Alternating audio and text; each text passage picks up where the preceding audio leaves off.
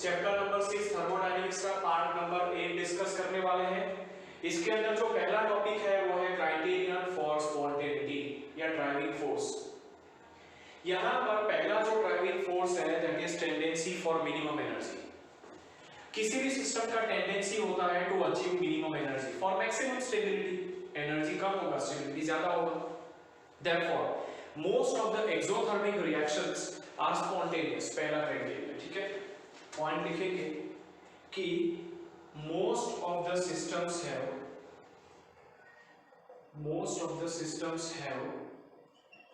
ठीक है, most of the systems have the tendency to achieve lowest energy and maximum stability। किसी भी system का ये टेंडेंसी होता है लोएस्ट एनर्जी और मैक्सिमम स्टेबिलिटी को अटेन करना है। So most of the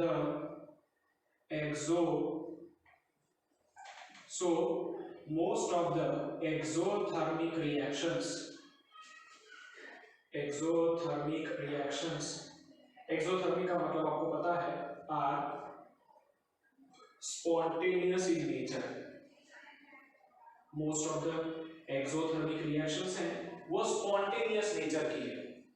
example देख लो, कार्बन सॉलिड जब ऑक्सीजन गैस के साथ कंबाइन होता है तब कार्बन डाइऑक्साइड गैस बनाता है। इस प्रोसेस के अंदर एनर्जी रिलीज होती है, स्पॉन्टेनियस रिएक्शन है क्योंकि एक्सोथर्मिक है, बराबर। ऐसे नंबर ऑफ एग्जांपल्स कंबशन के आप ले सकते हो, बराबर, नंबर ऑफ एग्जांपल्स। जितने भी कंबशन के रिएक्शन लोगे सबके सब जो है वो एक्सोथर्मिक है और सबके सब स्पॉन्टेनियस है। आपको पता है कि यहाँ पर कार्बन को थोड़ा सा अगर बर्न किया जाए, थोड़ा सा तो या लिटिल इनिशिएशन दिया जाए तो वो रिएक्शन जो है वो अपने आप हो जाता है। चलो, अब ऐसे बहुत सारे एग्जांपल्स हैं जिसके अंदर डेल्टा एच पॉजिटिव है फिर भी वो रिएक्शन स्पॉन्टेनियस है। समझो, अगर आप लिक्विड वाटर को एटमॉस्फेयर में रख दो तो वो गैस में कन्वर्ट हो जाएगा by absorbing some amount of energy. तो यहां पर ये सिस्टम एनर्जी को एटमॉस्फेयर में से एब्सॉर्ब कर रहा है, लो एनर्जी से हाई एनर्जी की तरफ जा रहा है। सिस्टम का स्टेबिलिटी कम हो रहा है बट फिर भी वो स्पॉन्टेनियस है। तो कहने का मतलब टेंडेंसी फॉर मिनिमम एनर्जी में कुछ गड़बड़ है, कोई एक क्राइटेरिया कम है। वो जो दूसरा क्राइटेरिया है that is tendency for maximum randomness. Tendency for, इसको नए टॉपिक के फॉर्म में ले लेते हैं, ठीक है, थोड़ा सा लेंदी है इसलिए। The second criterion is the tendency for maximum randomness। tendency for maximum randomness।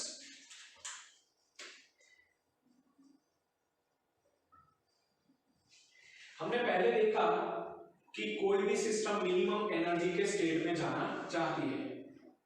अब हम देखते हैं कि रैंडमनेस का क्राइटेरियन कैसे कंप्लीट होता है। देखो, किसी भी सिस्टम का टेंडेंसी होता है to achieve the maximum what you can say randomness. किसी भी सिस्टम का टेंडेंसी होता है रैंडमनेस को अटेन करने का। जैसे एक 30 स्टूडेंट्स का क्लास है, उसके अंदर किसी टीचर को पढ़ा रहा है, बराबर। तो जब वो एंटर करेंगे उसके पहले सभी बच्चे जो है वो अपना अपना रैंडम काम कर रहे होंगे। कोई अपना होमवर्क कंप्लीट कर रहा होगा, कोई अच्छा बच्चा जो है वो आगे का जो पढ़ाने वाले हैं टीचर वो पढ़ रहा होगा, कोई जो है वो प्रीवियस क्लासेस को रिवाइज कर रहा होगा, कोई गपशप कर रहा होगा, कोई बातें कर रहा होगा, कोई जस्ट बैठा होगा। तो सबके सबका जो स्टेट है वो रैंडम है। टीचर आते हैं अंदर और वो पढ़ाना स्टार्ट करते हैं, फिर सिस्टम का रैंडमनेस बिल्कुल लो हो जाता है क्योंकि मोस्ट ऑफ द बच्चे फिर एक ही काम करते हैं जो भी टीचर डिलीवर कर रहे हैं उसको पढ़ने का। तो उस टाइम पे रैंडमनेस जो है वो कम है। अब किसी बच्चे को कौन से स्टेट में रहना अच्छा लगेगा, वो पढ़ने वाली या मैक्सिमम जो अपनी मर्जी से काम कर रहे थे वो वाले? तो नेचुरली आंसर ये है कि जब टीचर नहीं थे, जब टीचर बच्चे अपने मन के हिसाब से जो भी काम करना चाहते थे, उन स्टेट में उसको रहना बहुत अच्छा लगता है। कहने का मतलब किसी भी सिस्टम का टेंडेंसी होता है मैक्सिमम रैंडमनेस को अटेन करने का, ठीक है। और ऐसा देखा गया है कि जिस भी डायरेक्शन के अंदर सिस्टम का रैंडमनेस बढ़ता है उस डायरेक्शन के अंदर वो रिएक्शन स्पॉन्टेनियस होती है। चलो कुछ पॉइंट्स नोट डाउन करते हैं। Every system has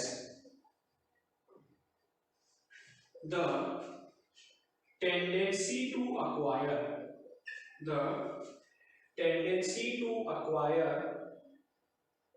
maximum randomness। किसी भी सिस्टम का टेंडेंसी होता है रैंडमनेस का मैक्सिमम वैल्यू अक्वायर करने का। So the reaction becomes spontaneous, the reaction becomes spontaneous in that direction in which the randomness of the system increases। randomness of the system increases। किसी भी system का randomness जिस direction में बढ़ रहा होगा उस डायरेक्शन के अंदर वो रिएक्शन जो है वो स्पॉन्टेनियस होगी। चलो एग्जांपल लेते हैं। जो प्रीवियस केस में एग्जांपल लिया था ना बच्चों कि लिक्विड वाटर को एटमॉस्फेयर में रखने पर वो इवापोरेट होता है, इस प्रोसेस के लिए एंथैल्पी पॉजिटिव है, मतलब ये रिएक्शन एंडोथर्मिक है, बट फिर भी स्पॉन्टेनियस क्यों है? क्योंकि इसके अंदर रैंडमनेस का वैल्यू बढ़ रहा है, लिक्विड वाटर गैस में कन्वर्ट हो रहा है। अगर दूसरा एग्जांपल लो तो आइस को अगर एटमॉस्फेयर में रखोगे तो वो भी लिक्विड में कन्वर्ट हो जाती है। ये रिएक्शन के अंदर भी एंथैल्पी चेंज पॉजिटिव है, बट फिर भी ये रिएक्शन जो है वो स्पॉन्टेनियस है। वो रिएक्शन फिर भी स्पॉन्टेनियस है। समझ में आ रहा है? वो रिएक्शन फिर भी स्पॉन्टेनियस है। क्यों? क्योंकि वहां पर रैंडमनेस बढ़ रही है। तो यहां पर से आपको इतना समझ में आ रहा है कि neither energy nor randomness is only criteria। ये दोनों में से किसी एक क्राइटेरिया के बेसिस पे आप रिएक्शन को जज नहीं कर सकते कि वो स्पॉन्टेनियस है कि नहीं। neither energy nor randomness is the only criteria for deciding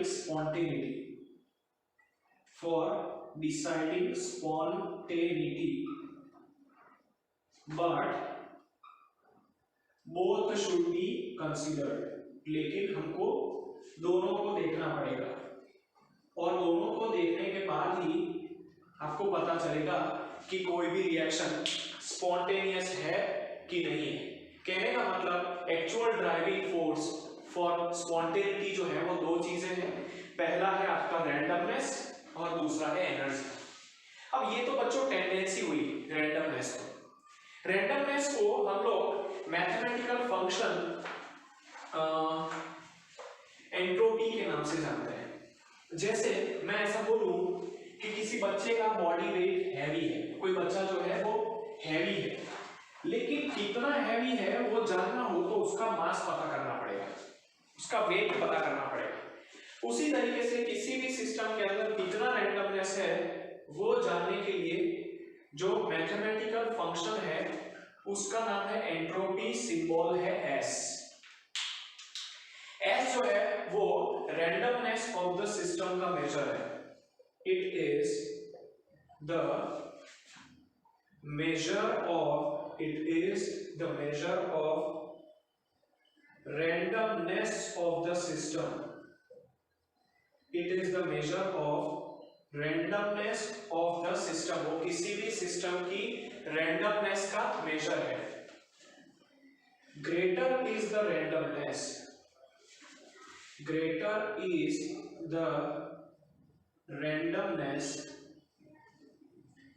greater is the entropy of system। greater is the entropy of the system। किसी भी सिस्टम की रैंडमनेस का वैल्यू जितना ज्यादा होगा उसका एंट्रोपी ज्यादा होगा। एब्सोल्यूट वैल्यूज ऑफ एंट्रोपी नहीं निकाल सकते, एंट्रोपी का एब्सोल्यूट वैल्यू पॉसिबल नहीं है, लेकिन चेंजेस ऑफ एंट्रोपी निकाल सकते हैं। हमने पढ़ा हुआ इस चीज को, इसलिए वापस डिस्कस नहीं कर रहा हूं। जैसे डेल्टा एस निकालते हैं, डेल्टा यू निकालते हैं, एच और यू नहीं निकालते। स्टेट फंक्शन से उनका चेंज ज्यादा इंपॉर्टेंट है, ना कि एब्सोल्यूट वैल्यू। तो चेंजेस ऑफ एंट्रोपी, एंट्रोपी भी आपका स्टेट फंक्शन है, उसके चेंजेस ज्यादा इंपॉर्टेंट है, जिसको डेल्टा एस से बताते हैं।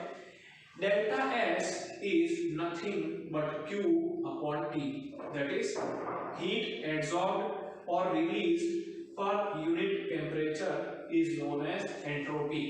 Heat absorbed और released per unit temperature को ही हम लोग क्या बोलते हैं? Entropy change, delta S. Definition भी लिख देते हैं नीचे। It is the heat absorbed or released, heat absorbed or released per unit temperature, per unit temperature is known as entropy। ठीक है, हीट एब्सॉर्ब और रिलीज्ड पर यूनिट टेम्परेचर को ही हम लोग किसके नाम से जानते हैं? एंट्रोपी। चलो, जैसे एक तो एग्जांपल्स ले लेता हूं जिसकी मदद से आपको एंट्रोपी का कांसेप्ट फर्दर क्लियर हो जाएगा।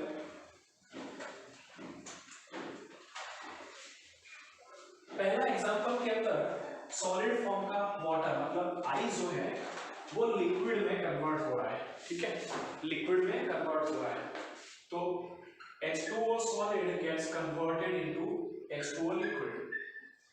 इसके लिए जो डेल्टा एस आएगा वो पॉजिटिव आएगा। क्यों? क्योंकि delta S is nothing but entropy of products minus entropy of reactants. Product liquid है और सॉलिड जो है वो आपका रिएक्टेंट है। अब आपको पता है कि सॉलिड जो है उसके अंदर एटम्स नजदीक नजदीक में होते हैं, अरेंज्ड होते हैं परफेक्टली। लिक्विड में थोड़े दूर दूर होते हैं और सॉलिड की कंपैरिजन में अरेंजमेंट कम होता है।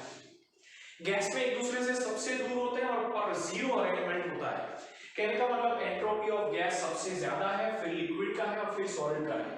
तो यहाँ पर प्रोडक्ट का एंट्रोपी इज मोर, रिएक्टेंट का is less, so delta S is positive. First example. Second example जो है वो इसी का ही एक मॉडिफाइड वर्जन लेते हैं।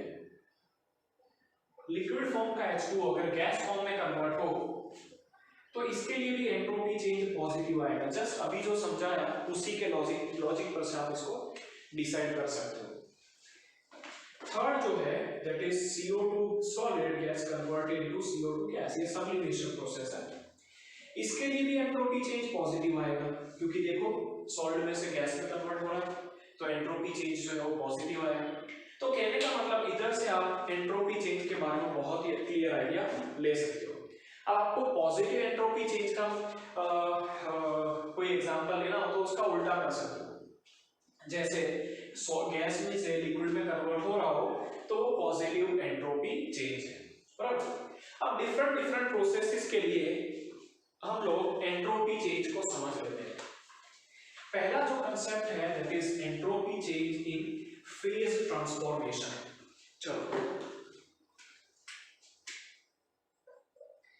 एंट्रोपी चेंज इन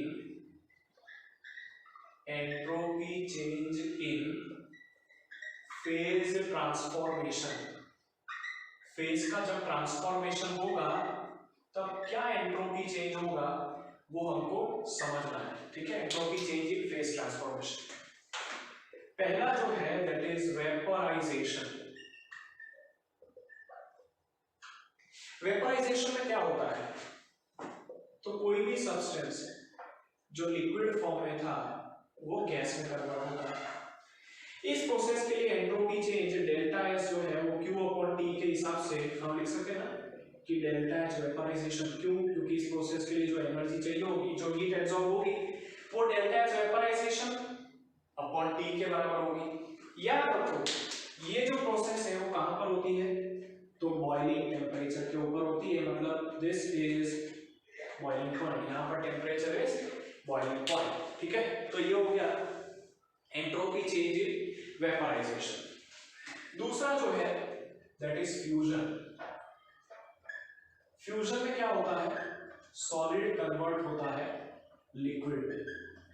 तो इस प्रोसेस के लिए एंट्रोपी चेंज डिफाइन करो तो वो होता है Q/T। अब फ्यूजन के लिए जो एंट्रोपी चेंज आएगा that is delta H fusion यहां पर 0 और temperature, here temperature is melting point, क्योंकि फ्यूजन का जो प्रोसेस है ना वो जिस टेम्परेचर पे होता है उसको मेल्टिंग पॉइंट बोलते हैं। जैसे आइस का मेल्टिंग या वाटर का मेल्टिंग पॉइंट 0 है, 0 से थोड़ा सा टेम्परेचर ऊपर हुआ तो लिक्विड में कन्वर्ट होगा, थोड़ा सा नीचे हुआ तो सॉलिड। वाटर का जो वेपराइजेशन है वो उसके बॉइलिंग पॉइंट 100 डिग्री सेल्सियस के ऊपर होता है। थर्ड जो है दैट इज सब्लिमेशन। सब्लिमेशन के लिए जो एंट्रोपी चेंज, अच्छा सब्लिमेशन क्या होता है, तो सब्लिमेशन के अंदर सॉलिड फॉर्म डायरेक्टली गैस में कन्वर्ट होता है। जैसे कपूर को जलाओगे तो डायरेक्टली सॉलिड में से गैस में कन्वर्ट हो जाएगा। तो डेल्टा एस जो है that is equal to Q/T, that is delta H sublimation upon T, delta H sublimation upon T। Done है। तो this is all about the entropy change in phase transformations. बराबर। चलिए अब हम सेकेंड लॉ ऑफ थर्मोडायनेमिक्स के बारे में समझते हैं। हमने फर्स्ट लॉ ऑफ थर्मोडायनेमिक्स की लिमिटेशन पढ़ ली है, अब हमें सेकेंड लॉ ऑफ थर्मोडायनेमिक्स समझना है।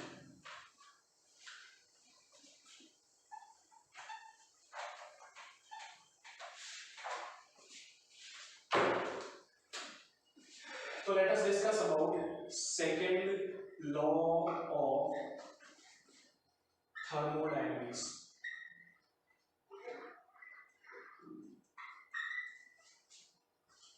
सेकेंड लॉ ऑफ थर्मोडायनेमिक्स क्या कहता है, all spontaneous processes are thermodynamically irreversible. जो भी प्रोसेस स्पॉन्टेनियस होती है वो थर्मोडायनेमिकली इरिवर्सिबल होती है।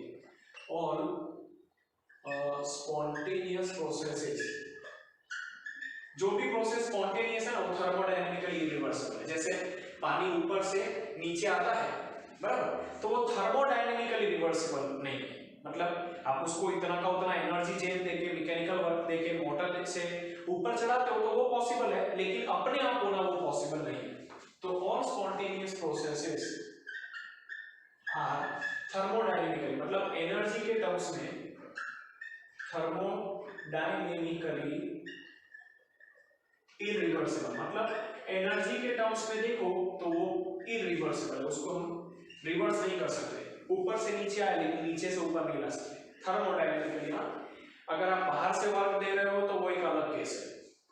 दूसरा, entropy of the universe, entropy of universe increases in all spontaneous processes। Her spontaneous processes के अंदर यूनिवर्स का एंट्रोपी बढ़ता है। अब यूनिवर्स का एंट्रोपी कैसे डिफाइन करते हैं, तो it is delta S system plus delta S surrounding. ठीक है, सिस्टम का तो एंट्रोपी बढ़ेगा ही, बराबर, सराउंडिंग का वही मानो तो इसका मतलब डेल्टा एस यूनिवर्स जो है ग्रेटर देन 0 आएगा अगर प्रोसेस स्पॉन्टेनियस है तो हमने इतना समझा कि भाई जो भी प्रोसेस स्पॉन्टेनियस होगी उसके अंदर क्या होगा, यूनिवर्स का एंट्रोपी बढ़ेगा। अगर कोई प्रोसेस थर्मोडायनेमिकली स्पॉन्टेनियस नहीं है, बराबर, तो उसके लिए डेल्टा एस नेगेटिव आएगा। या सिंपल वर्ड में समझना हो तो जो भी प्रोसेसेस स्पॉन्टेनियस है वो सब की सब थर्मोडायनेमिकली रिवर्सिबल नहीं है। और दूसरा, entropy of the universe her spontaneous process में बढ़ता है। अगर प्रोसेस स्पॉन्टेनियस है तो delta S system greater than 0 होगा, इसको पॉजिटिव मानो, सराउंडिंग का एंट्रोपी ऑलवेज पॉजिटिव है, तो ये पॉजिटिव प्लस ये पॉजिटिव, तो delta S universe always positive होता है। समझ में आ रहा है? ठीक है, इसका उल्टा भी आप सोच सकते हो, ऑलवेज अगर रिएक्शन स्पॉन्टेनियस है तो वो पॉजिटिव वैल्यू ही आएगा, बराबर। अब हम लोग एक बहुत ही इंपॉर्टेंट कंसेप्ट के बारे में समझ रहे हैं जिसका नाम है गिब्स फ्री एनर्जी। देखो बच्चों, गिब्स फ्री एनर्जी को हम लोग नए स्पेस में ही कंसीडर करते हैं। हमने पढ़ा कि भैया थर्मोडायनेमिक्स के अंदर किसी भी रिएक्शन की स्पॉन्टेनिटी को डिसाइड करने के लिए थर्मोडायनेमिक्स के अंदर किसी भी रिएक्शन की स्पॉन्टेनिटी को डिसाइड करने के लिए दो क्राइटेरिया है, पहला है एनर्जी क्राइटेरिया और दूसरा है एंट्रोपी क्राइटेरिया, ठीक है। तो इन दोनों को ही कंसीडर करके जो नया कंसेप्ट बनाया गया है, जो दोनों को एक साथ कंसीडर करता है, उसको बोला जाता है गिब्स फ्री एनर्जी, जी। गिब्स फ्री एनर्जी को डिफाइन करना हो तो it is the energy in the system stored which can be utilized to do useful work, ठीक है। it is defined as energy stored in the system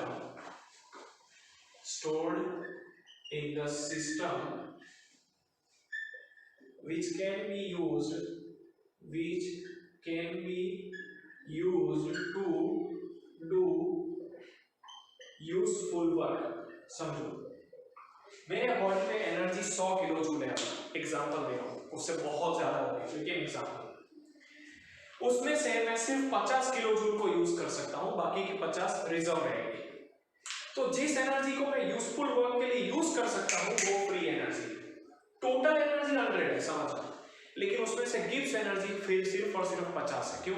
क्योंकि Gibbs energy को हम लोग डिफाइन करते हैं, it is defined as energy stored in the system which can be used to do the useful work. इसीलिए इसको कभी-कभी गिब्स फ्री एनर्जी भी बोला जाता है। किसी भी सिस्टम के पास कितनी एनर्जी फ्री है यूजफुल वर्क करने के लिए, उसको गिब्स फ्री एनर्जी के नाम से जानते हैं। गिब्स फ्री एनर्जी जो है उसको मैथमेटिकली हम लोग डिफाइन करते हैं, it is the difference of enthalpy and the product of temperature and entropy. Difference of enthalpy and product of temperature and entropy. अब देखो यहां पर ये स्टेट फंक्शन है। गिब्स फ्री एनर्जी जो है, गिब्स फ्री एनर्जी वो स्टेट फंक्शन है। अब स्टेट फंक्शन है तो उसका एब्सोल्यूट वैल्यू से ज्यादा इंपॉर्टेंट क्या चीज होगा? तो उसका एब्सोल्यूट वैल्यू से ज्यादा इंपॉर्टेंट चीज होगा, उसका ज्यादा इंपॉर्टेंट वैल्यू होगा उसके चेंज का। तो उसकी जो एब्सोल्यूट वैल्यू है वो इंपॉर्टेंट नहीं है, लेकिन जो changes in the Gibbs free energy है दे आर ज्यादा important, they are very important.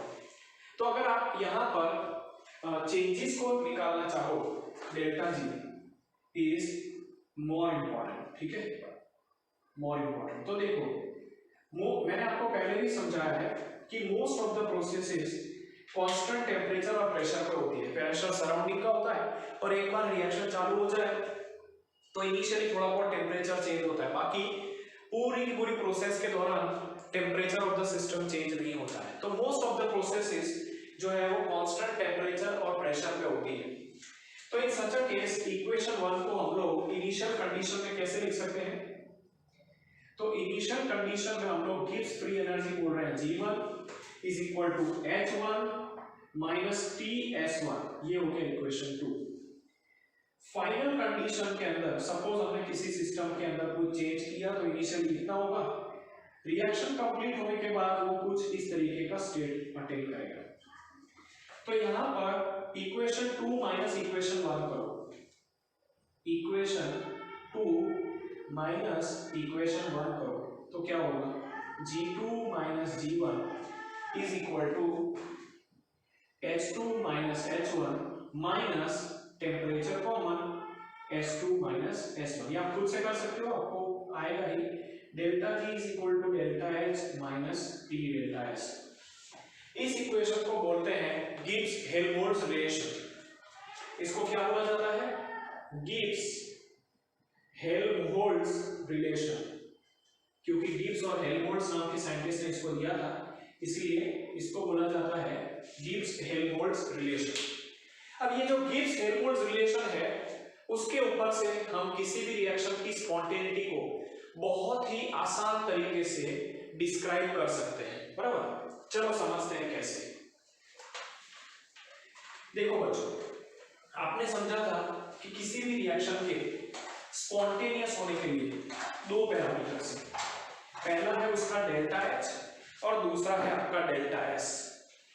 ठीक है, अगर रिएक्शन को स्पॉन्टेनियस होना है, स्पॉन्टेनियस, तो आपको दो चीजें देखनी पड़ेगी, डेल्टा एच और डेल्टा एस।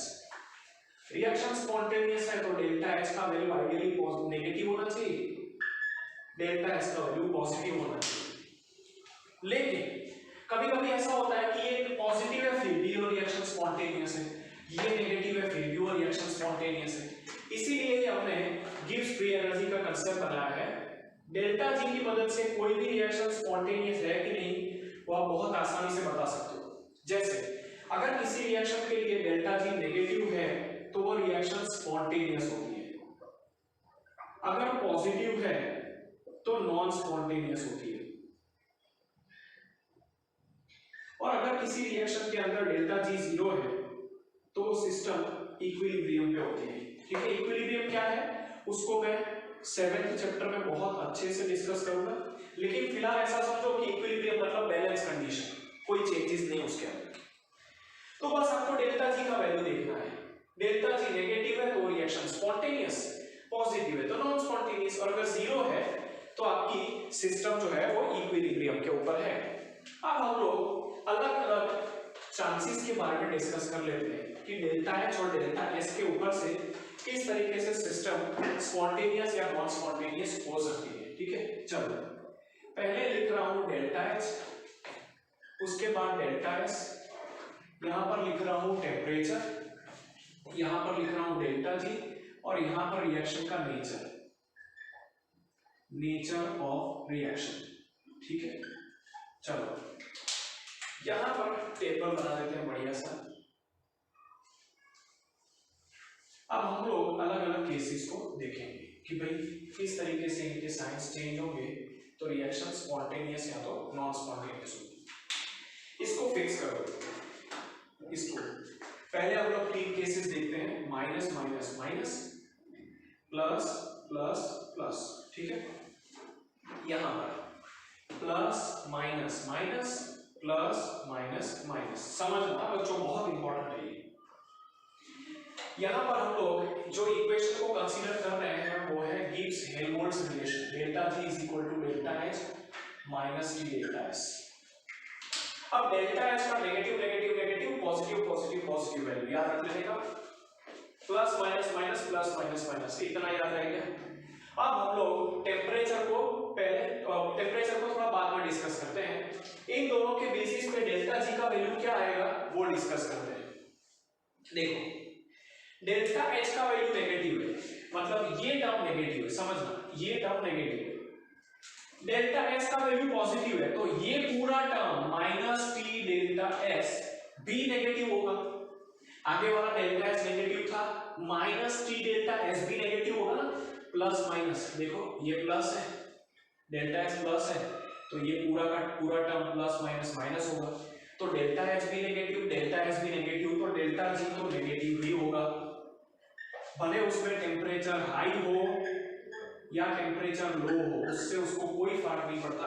हाई हो या टेम्परेचर लो हो, दोनों में ही डेल्टा जी नेगेटिव होगा और रिएक्शन स्पॉन्टेनियस होगी। ठीक है, स्पॉन्टेनियस होगी ये रिएक्शन। चलो अब देखते हैं माइनस के केस में क्या होगा।